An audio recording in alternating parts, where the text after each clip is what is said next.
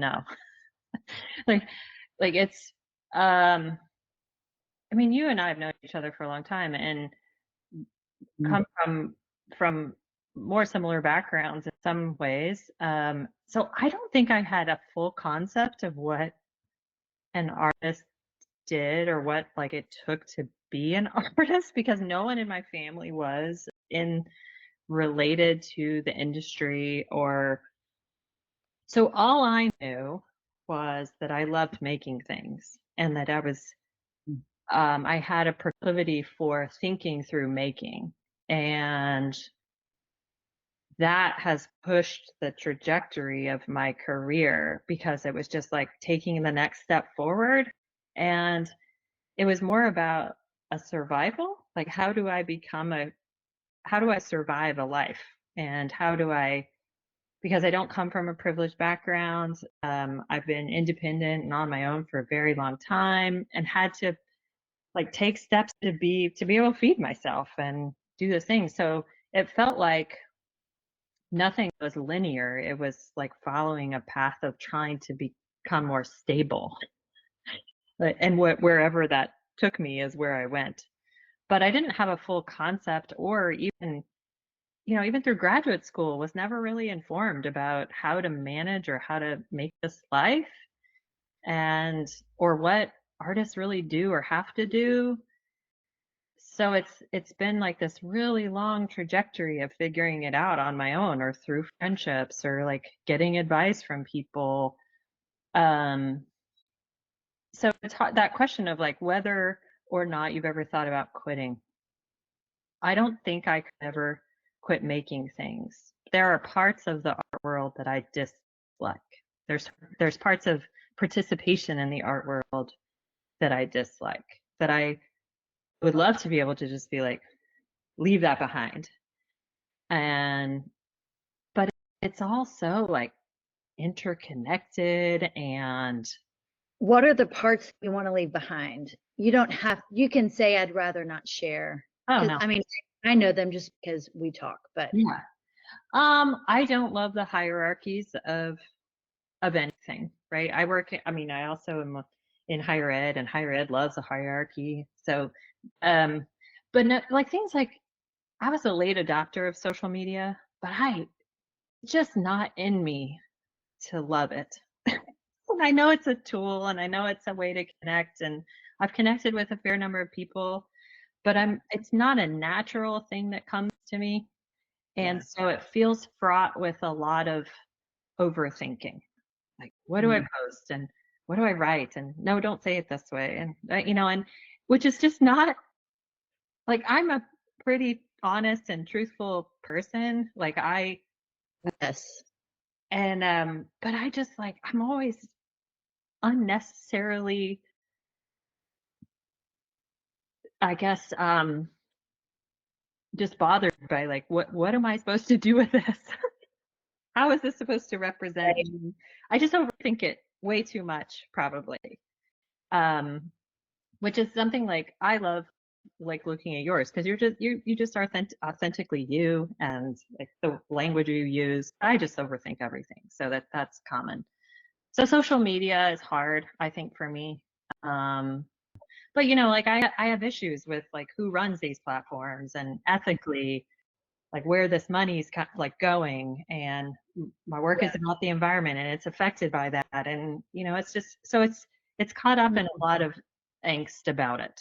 Like I have deep ethical feelings about many things and it's just tied to that. So that's what so that part I don't love. We've gotten to this place where it feels like artists have to do so much, right? They're marketing themselves, they're doing their own PR. They're reaching out to endless amounts of curators and writers and other artists and trying to keep up with their practice. So it's like it feels as if the administrative side of being an artist is infinitely it's a pressure it seems to infinitely grow. But I can't imagine also not doing this in some ways. I don't um maybe it's because, I mean, this, not everybody does, but going through a really severe and challenging illness that has left me with a chronic condition that is hard to navigate with my health. There was a time when I couldn't make work, and I Wasn't it it was like years years, long. yes, Yeah. like a good 3 years of not being able to make work. And But you were still teaching during that time? I was like, I don't Yes. You know what were I was teaching.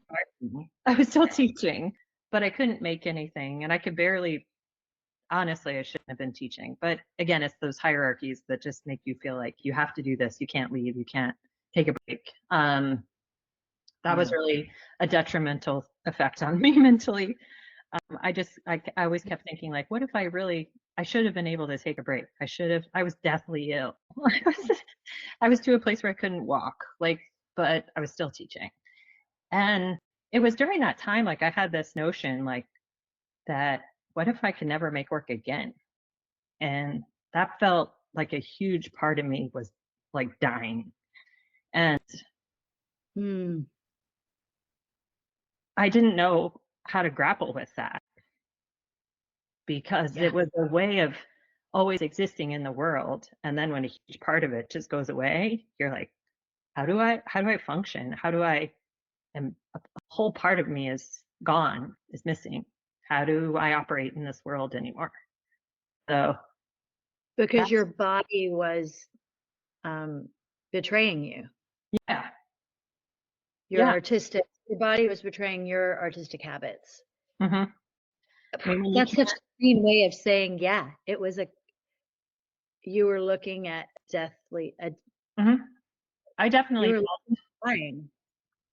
I definitely felt like it was, yeah, the death of part of me Yes. Okay. because I could never see an ending to it. It was so Mm. severe and so bad. I didn't know if I would ever get to a place where I could walk or hold a pencil or do a lot of things, to do any normal things. So I think when you're fighting for just to stay alive, you everything else falls away, but it doesn't fall away in your psyche. It's still Yeah. there, and Yeah. but your body can't do it. And so that was hard, like mentally, to. So then when I could get to some place of being able to function more again, um, the age old question came up as I've been gone, I've been out of the art world, been missing. Will anybody know? Or will anybody care? Or can I come back from this? Hmm. So though, all of those questions started coming up. Like, can I do this again? Can I get back into it? Hmm.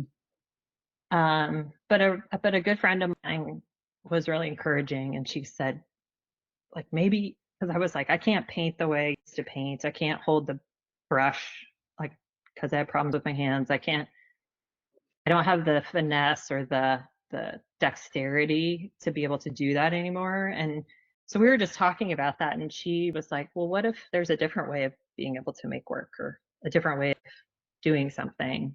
And she's like, you should just try. You just try and see what happens. And so that it was just that one sort of encouraging voice of don't, this is who you are. Don't give up on this. If you weren't teaching art, do you think you still would be teaching?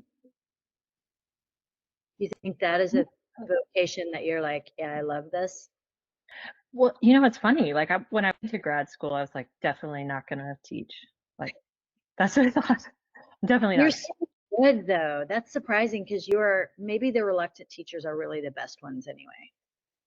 Yeah, I don't know why I thought that. I mean, when I went into undergrad, I had no knowledge. I just knew like, yeah, let's do something art related. But then I Yeah. remembered somebody was like, well, you could just major in painting. Like you can? Somebody can do that? I was Yeah. like, well, that's what I'm gonna do then. So I went down and I switched my major like that day. Once I started teaching, my first year teaching out of grad school, I taught adjunct in Chicago for 4 years and worked in a gallery too at the same time. And those 4 years taught me a lot. The first year I really struggled And I was like, maybe I shouldn't do this. But then something happened, like I figured my way kind of around and I got better at it. And, I failed a lot at the beginning, but I feel like I learned a lot from the process and I'm really interested in getting better as a teacher. I think because I'm a curious person, I'm always trying to evaluate like what went wrong or what could I do better or what would be more interesting or, you know, and so it's my teaching practice has really evolved over the years too. Yeah. But I think I did it because again, I was more about stability. I had lived on a very precarious economic house of cards for so long that I needed a stable paycheck. Not that adjuncting is stable because it's not, which is why I work two jobs. When you ask that question, like, would you be able to teach anything else? When I moved to Houston, I did start teaching about museums because I had worked as a curator. I worked in collections, and they had these writing classes that could be topical. And they're like, why don't you teach about museums? And that was I was like, somebody's going to let me do this. But they did. And I really liked it. I didn't know how much I would like it until I started doing it. And I was like, oh, wow, there's all these fascinating subjects about museums and museum studies that I've experienced professionally or am interested in the topic and diving into the kind of research about that. So that's how I ended up in this meandering.